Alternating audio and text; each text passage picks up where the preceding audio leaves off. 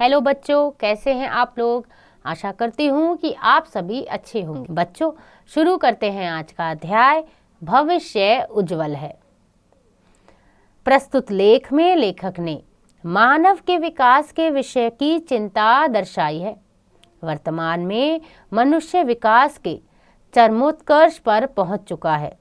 प्रत्येक देश में होड़ सी लगी है कि कौन एक दूसरे से आगे बढ़ जाए, किंतु साथ ही साथ विनाश के भी कदम आगे बढ़ रहे हैं, जिस कारण मनुष्य का भविष्य संकटपूर्ण हो उठा है।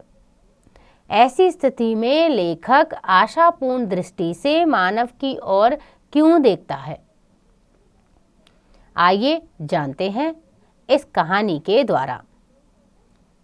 मनुष्य अपने भविष्य के बारे में चिंतित है। सभ्यता की अग्रगति के साथ ही चिंताजनक अवस्था उत्पन्न होती जा रही है। इसे व्यावसायिक युग में उत्पादन की होड़ लगी हुई है। कुछ देश विकसित कहे जाते हैं, कुछ विकासोन्मुख।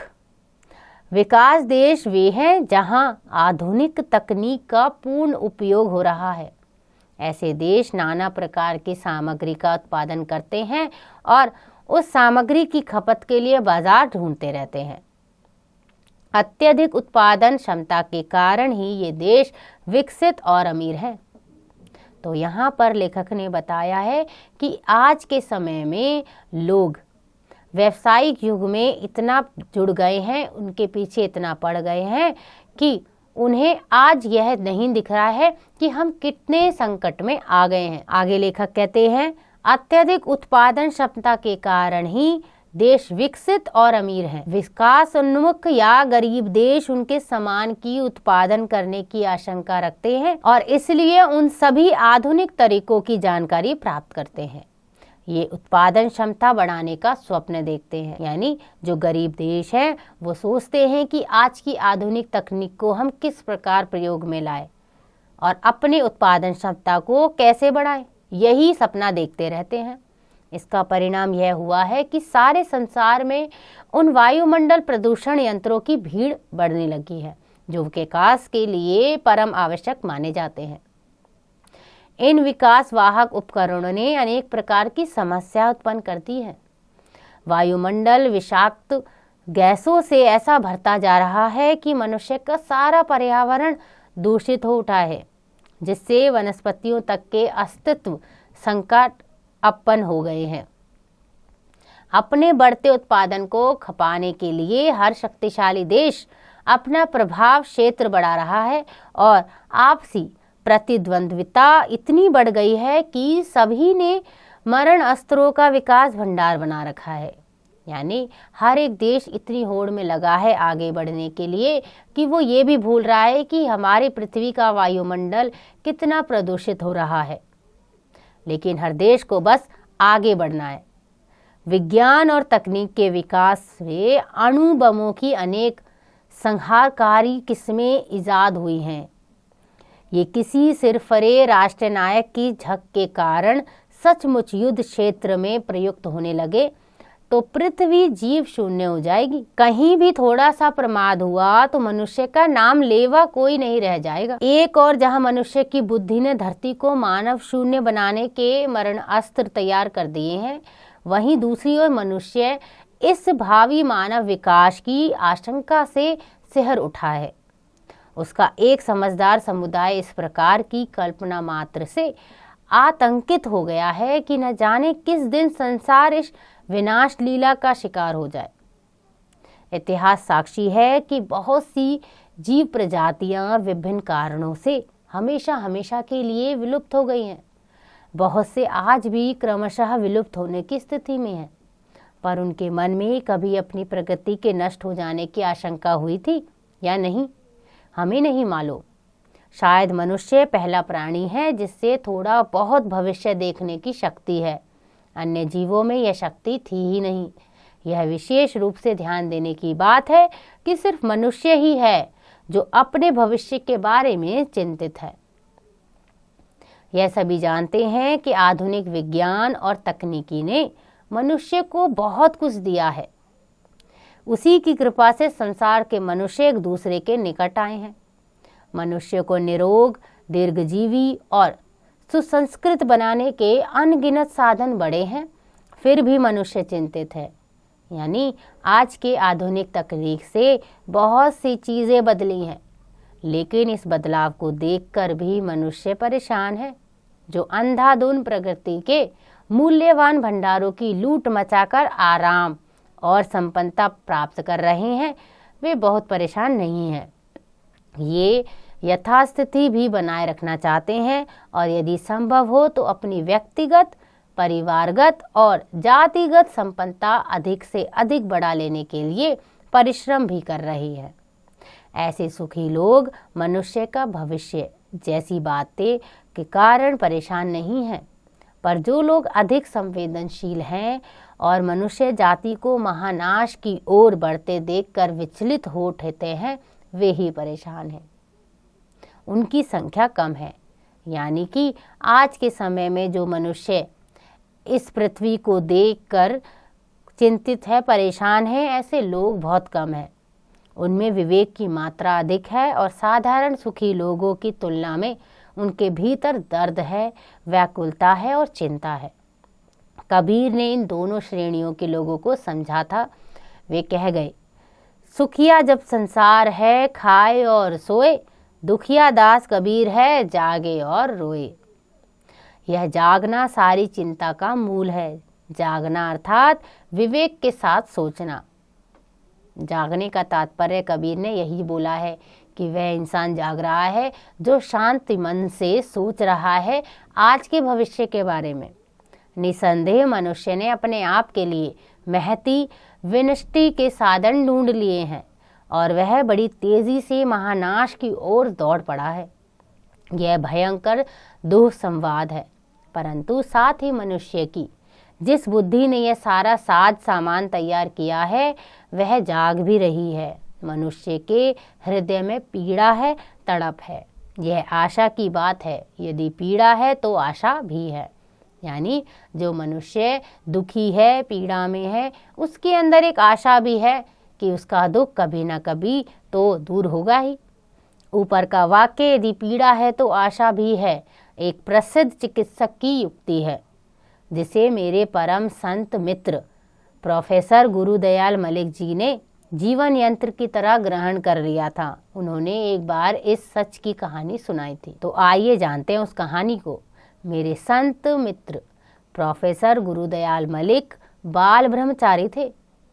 वे गुरुदेव और गांधी जी के शिष्य थे। दीनबंधु C.F. एंड्रयूज के तो वे स्नेहभाजन सहकर्मी थे। मलिक जी जैसे सेवाव्रती निश्चल व्यक्ति भगवान की याचना अनुग्रह से ही मिलते हैं। बिनु हरि कृपा मिल ही नहीं सत्ता। मलिक जी एकमात्र मित्र से मिलने मुंबई गए थे। मित्र उनसे मिलकर प्रसन्न हो गए और एक दिन समस्या का समाधान भी पा गए। उन्हें किसी आवश्यक कार्य से बाहर जाना था। उधर घर में बच्चा पैदा होने का समय निकट आ गया था। उस उधेड़बुन में थे कि कैसे जाएं। समाधान के रूप में मलिक जी मिल गए। बोले, भाई तुम 2-3 दिन मेरा घर देखो, मुझे बहुत ज़रूरी काम से बाहर जाना है। बाल ब्रह्मचारी मलिक जी को गृहस्थ के सभी कर्तव्यों का पालन करने की हिदायत देकर वे निश्चिंत होकर बाहर चले गए। जाते समय परिवार की महिला डॉक्टर और नर्सों की सूची भी थमा गए। यह भी कह गए कि अगर ज़्यादा तकलीफ दिखे तो अमुक विदेशी डॉक्टर को भी बुला लेना। टेलीफोन पर बड़े डॉक्टर से उनका परिचय भी करा गए। मलिक जी सहज सेवाव्रती थे। उन्होंने प्रसन्नतापूर्वक सब स्वीकार कर लिया, पर उन्हें बाद में पता चला कि जिसकी सेवा करनी है उसके निकट भी नहीं जा सकते। परीक्षा काल जल्दी ही आ गया। दूर रहने पर भी वे कराहने की आवाज़ सुन सकते थे। घबराकर उन्होंने महिला डॉक्टर को फ़ोन किया। वे आई और मलिक जी को आश्वस्त करके चली गई। आर्त कराह सुनाई देती रही। उन्होंने फिर डॉक्टर को फ़ोन किया। डॉक्टर ने कहा, घबराने की बात नहीं है। मलिक जी को कुछ सूझ नहीं रहा था। घर की दासियां उन्हें आश्वस्त कर जाती थी। वे भगवान का ध्यान करने बैठ गए, लेकिन कतार कराह उन्हें ध्यान भी नहीं करने दे रही थी। सुबह होते होते वे व्याकुल हो उठे और अंतिम उपाय बड़े जर्मन डॉक्टर को बुलाने ही सूझा। उनके घिघियाहट हरे स्वर से डॉक्टर ने समझा कि मामला संगीन है। अपने साथ प्रशिक्षित नर्सों और अनेक प्रकार के यंत्र और औषधि से सुसज्जित होकर 15 मिनट में पहुंचने का वादा किया। मलिक जी का चेहरा सफ़ेद हो गया था। वो बहुत घबरा गए थे। वे बाहर चहलकदमी कर रहे थे, यानी इधर उधर चल रहे थे, और प्रशिक्षण डॉक्टर के आने की व्याकुलता से प्रतीक्षा कर रहे थे। उनके चेहरे से डॉक्टर ने विषम स्थिति का अनुमान कर लिया। गाड़ी से प्रायः कूदकर उतरे और पहला सवाल किया, इज देयर पेन? क्या पीड़ा हो रही है? मलिक जी के हाँ कहने पर बोले, कोई चिंता नहीं, पीड़ा है तो आशा भी है। नर्सों ने देखकर डॉक्टर को सूचना दी कि कोई विशेष बात नहीं है। इस बीच डॉक्टर ने बातचीत से यह जान लिया था कि भोला ब्रह्मचारी जीवन में पहली बार ये बात देख रहा है। यानी कि डॉक्टर ने भी समझ लिया कि मलिक जी ने पहले कभी ऐसी समस्याओं का सामना नहीं किया है, क्योंकि वो तो बाल ब्रह्मचारी हैं। वे गए नहीं, रुके रहे, और थोड़ी ही देर में नर्सों ने स्वस्थ पुत्र उत्पन्न होने की सूचना दी। यह सब तो हुआ, पर मलिक जी को जैसे गुरु मंत्र ही मिल गया। अगर पीड़ा है तो आशा भी है। उन्होंने जीवन में न जाने कितने रूपों में पीड़ा में छुपी हुई आशा को देखा था। मैंने भी उनके अनुभवों को सुनकर यह मंत्र स्वीकार कर लिया है। पीड़ा है तो आशा भी है। मनुष्य, सोचने समझने वाला मनुष्य आज चिंतित है। उसके मन में दर्द है।